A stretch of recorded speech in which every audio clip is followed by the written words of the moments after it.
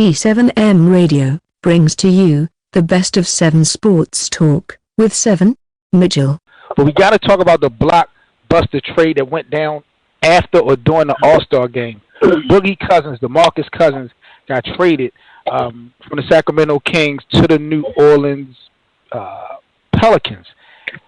A lot of people are feeling like, J.O., that this is the all-time worst trade in NBA history. Now, Boogie Cousins on one end, top 10, top 5 player, depending on how you look at it. What they received or had to give up, or what they received, a 4th overall pick in Tyreke Evans, no All-Stars, coming off of 3 knee surgeries in like 18 months. Buddy Hield, in my opinion, is overrated. He was the 6th overall pick for New Orleans. He played all 4 years in college. I can't remember any superstar in the NBA, fellas, that has played 4 years in college and, you know, coming to the NBA and become a superstar. I don't know when the last time that happened. So that definitely gave me cause to pause. In the first round pick that Sacramento going to get is going to be like a mid-round pick from New Orleans. It's not even going to be a lottery pick. So a lot of people feel like this was a steal. Before I give my thoughts on the particular trade, let me give y'all a little bit of history on the Kings and their front office decision. First of all, they drafted Thomas Robinson, who's a bust and who's been cut numerous times in the NBA. They chose him over Damian Lillard. Wow. And then they drafted Isaiah Thomas with the last pick in the entire draft. He was Mr. Irrelevant, which was a great pick. But when he was a free agent, they didn't want to pay him over $4 million. And they drafted Jimmy Fredette. You remember that guy, Jimmy Fredette from BYU, white guy? Yeah. Drafted him over Klay Thompson and Kawhi Leonard in that draft. Wow. Now, let me ask you this, J.O. Is Vlade Divac behind all of this? Is he been in the front office doing all these moves? Yeah.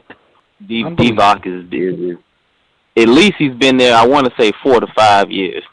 But I believe he's been working tight-knit with the organization just in general, and then he just came, really the official nod of calling the shots. But, I mean, for them to think that the organization is Cousins' fault, I mean, the credibility and the decisions they have made over the years to, the team can't progress because of bad decision-making in free agency and bad drafting. I mean, if I'm not mistaken, they overpaid Rudy Gay at one time. Yeah. I mean, it's just terrible. For the Pelicans, yes, it's a steal because now you have, to me, Wedge.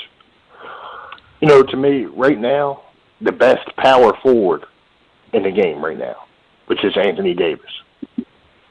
To me, and you have like somebody posted earlier, they're the new Twin Towers. You might as well say.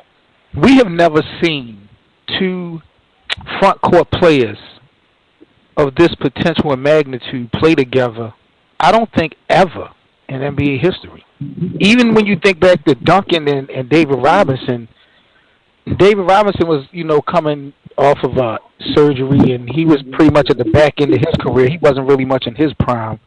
They did win a championship together, him and Duncan, but the age and, the potential 2 top 5, top 10, Robert Parrish, Kevin McHale. Robert Parrish was never really considered a top 5, top 10 all-around player in the NBA. This is something unprecedented. Then, fellas, you also got to take in consideration, J.O., I don't know if you thought about this angle. You got the Kentucky Connect now. You got Anthony Davis and Boogie Cousins, both from Kentucky.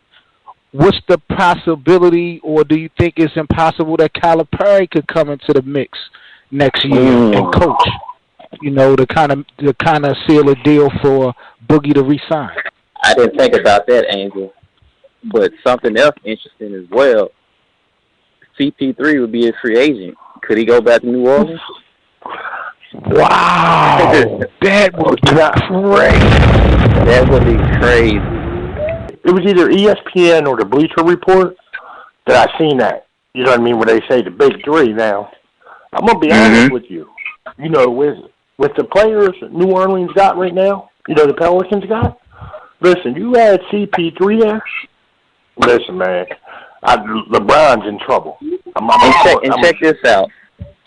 Now that they got those two, like, potential Hall of Fame players, and then you can bring in a player like CP3, New Orleans is a spot where a lot of free agents would like to go play. Right. You already have that nucleus. They'd be the place to be. If we're talking about 2K, fine.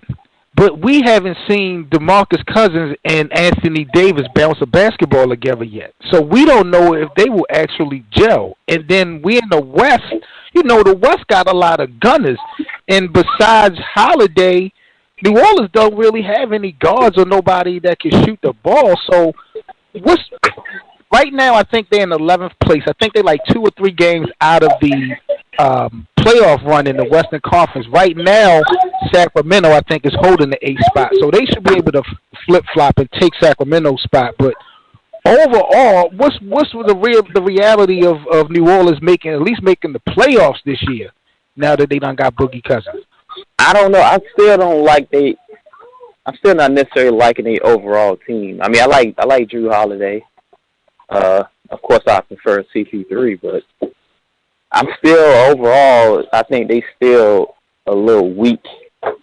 I don't know. They guards and small forwards is not nothing to be nothing to be noted. So I still think they got some work to do. I'm not sure how far off they're away from the standings or whatever. But I mean, just for marketing, anyways. Like I said, marketing and recruiting the other players. I mean, after this off season is gonna be critical. Now let me ask you this, Raj, because if they were to make it, let's say New Orleans get in as an 8 seed, and they play the Golden State Warriors, who will be the 1 seed in the first round. Everybody know that Golden State's weakness have been, the interior. Do you give New Orleans a shot to beat Golden State in a 7-game series with the Twin Towers? No. No shot. No shot whatsoever, because you have to realize this. Golden State, okay, they're a well-rounded team. You see what I'm saying? To beat them, you're going to have to come with Love, LeBron. You know what I mean? Love, LeBron, Irvin, them type of guys. You know what I mean? And if you don't come with them, right. But I'm just saying, if you don't come with them, you're not going to beat Golden State. I don't care who you.